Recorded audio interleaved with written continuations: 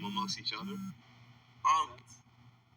Yeah, I think they all just stand alone for what they are, and I think when you just look at the year in review of that year, I mean, there's not too many of those albums that you can say that I had one that wasn't important. Mm-hmm. You know, maybe with the exception of like More Life being a bit of like a bit more of like just an impromptu, but like, you know, even for me, obviously, If You're Reading This was a huge moment, and I think as the years progress, you know, Views and Scorpion will also be albums that you just can't really ignore based on the amount of songs on those albums that were important in the space in that year. You know, like, you know, Scorpion, obviously a high volume album, but you know, it's also like Nice for What, In My Feelings, God's Plan, Nonstop. It's a, you know, yeah, it's I was mad because my favorite Drake album is Nothing Was the Same. Yeah, and I feel that's like my favorite album.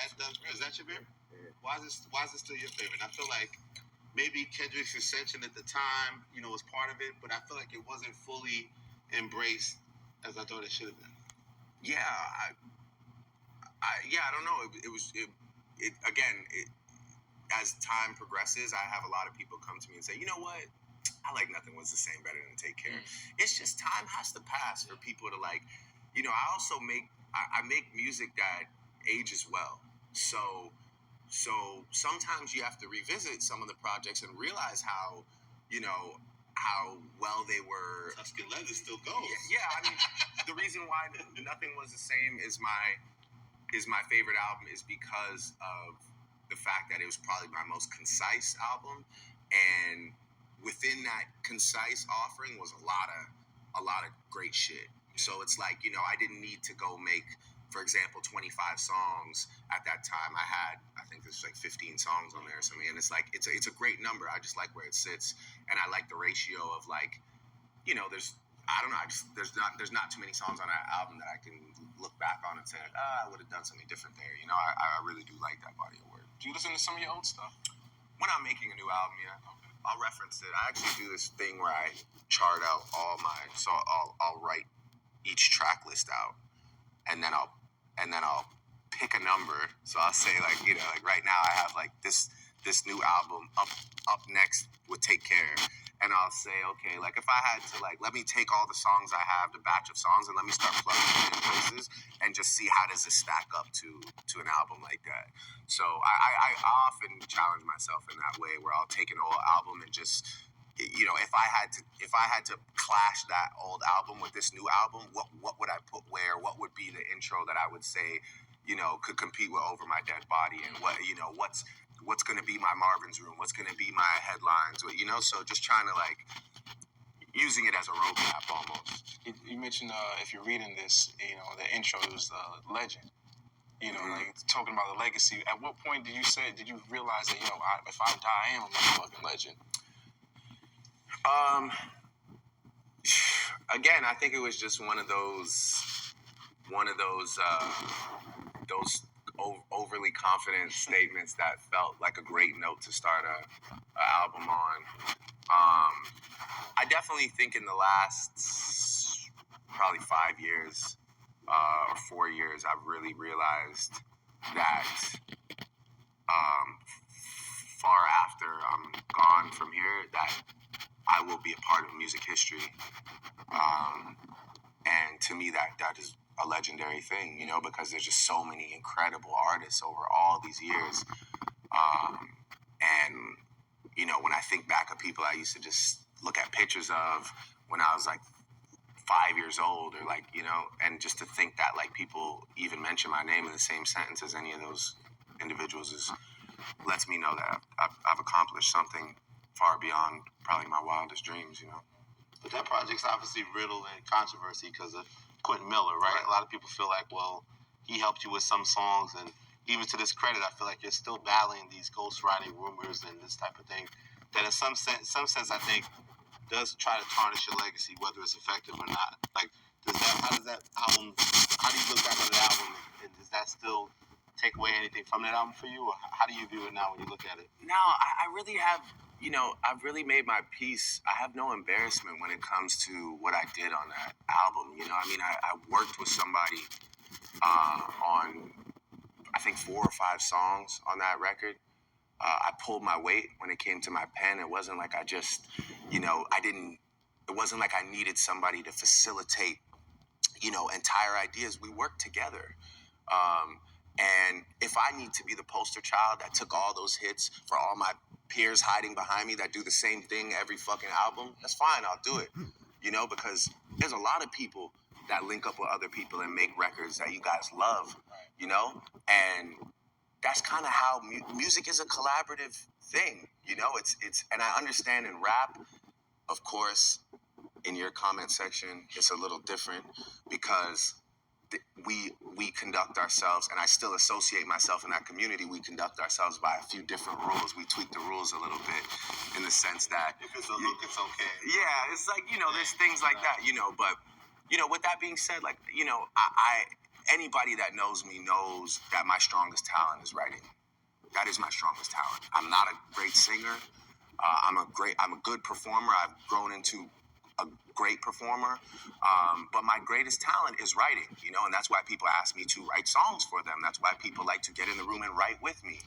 And yeah, I want to just encourage anybody, like, look, if it makes a great song and you're the one that's voicing it, but it's you and this other person that's cooking it up, you're not doing anything wrong, you know. And that's like, just again, for me speaking to any new artist, like, don't let anybody tell you that you're not supposed to collaborate on music. That's what this is for. We should, you know, whatever gets you to that destination where you have, you know, a great body of work. If you need somebody to write the whole thing and all you do is just go in and track it, there's still artists that exist like that to this day that people love and revere, and they sell out stadiums. That's not you, though. That's not me, no. I wrote by the way, all my biggest songs and any song that really, really did damage for me, I've wrote every single lyric. So that, like, The hits, yeah. the hits and the ones that it's like I'm not gonna collaborate with somebody on any of the timestamp records.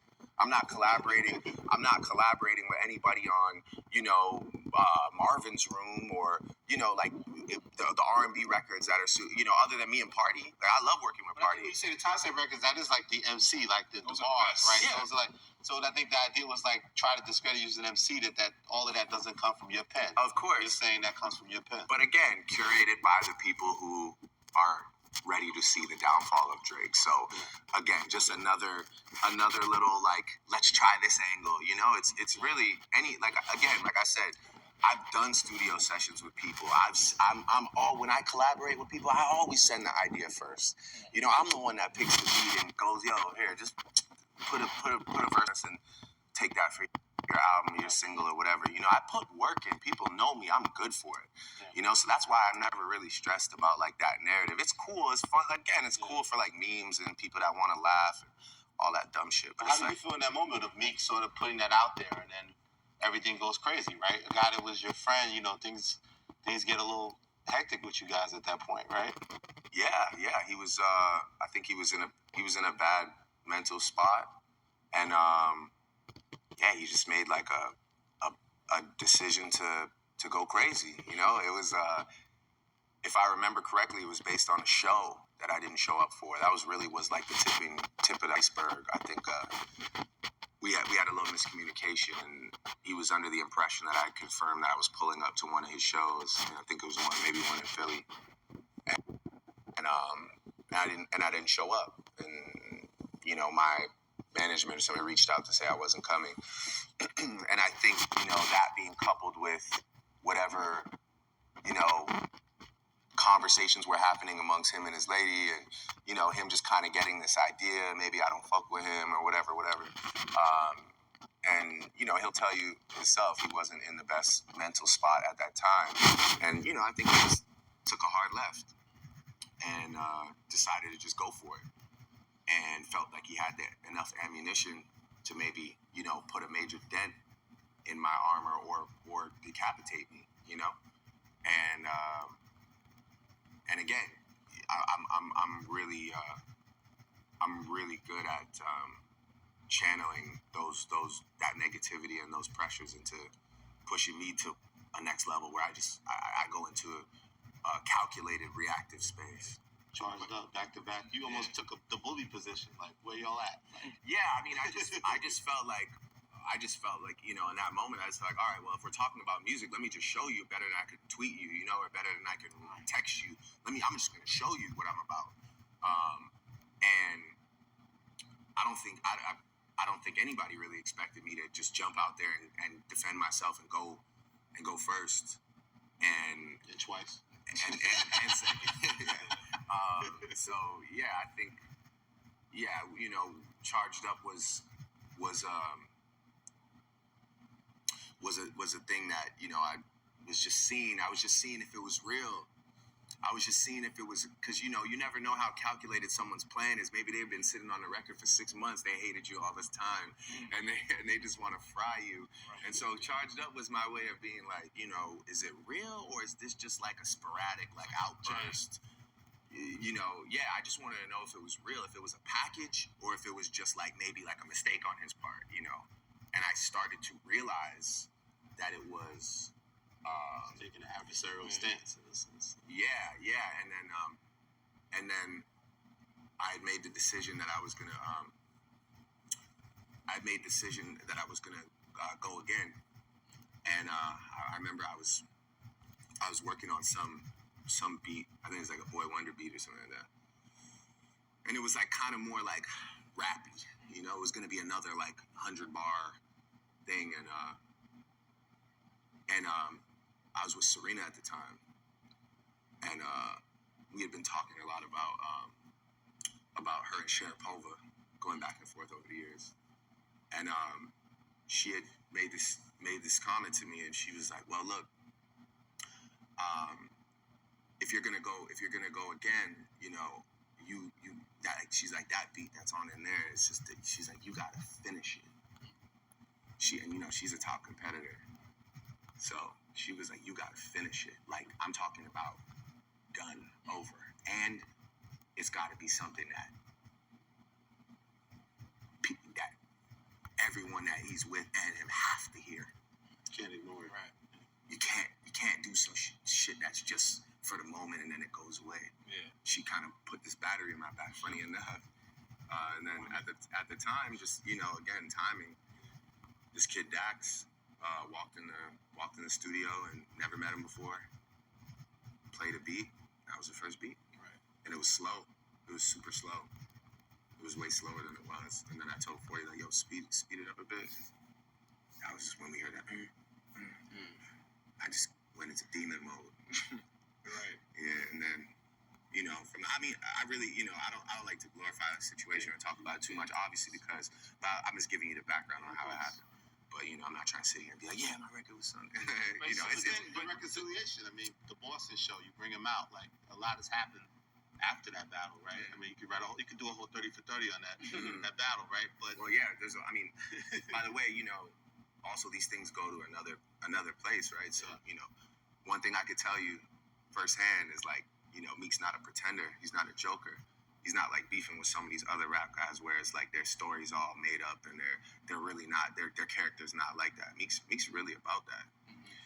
And so, you know, and I can tell you firsthand, straight up, you know, I'm not gonna, you know, I know obviously he's made a change in his life, but I'll be the first to tell you that Meek's that guy for real. So it's like I wasn't beefing with no punk, right? You know, and it's like, yeah, for us to be able to turn that around was a big thing. I think we both felt our obligation just to everybody that had eyes on us, all these young kids. We had to turn that around because we know how far it was going, and almost went. You know, so when you talk about reconciliation, you obviously have Chris, Meek, Tory, Puff to an extent, you know, and things have been exasperated by Pusha.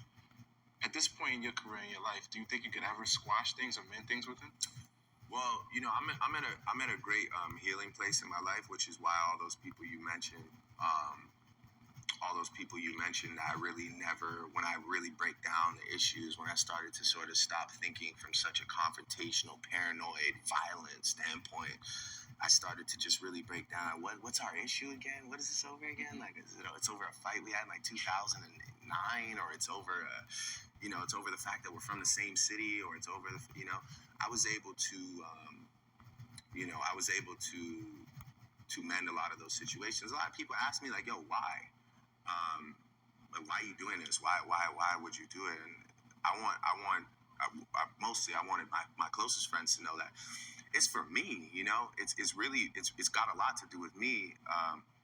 It's not a fun life when you're like just in a lot of beefs with people. You got to check on who's going to be at an event. You start moving different. You start,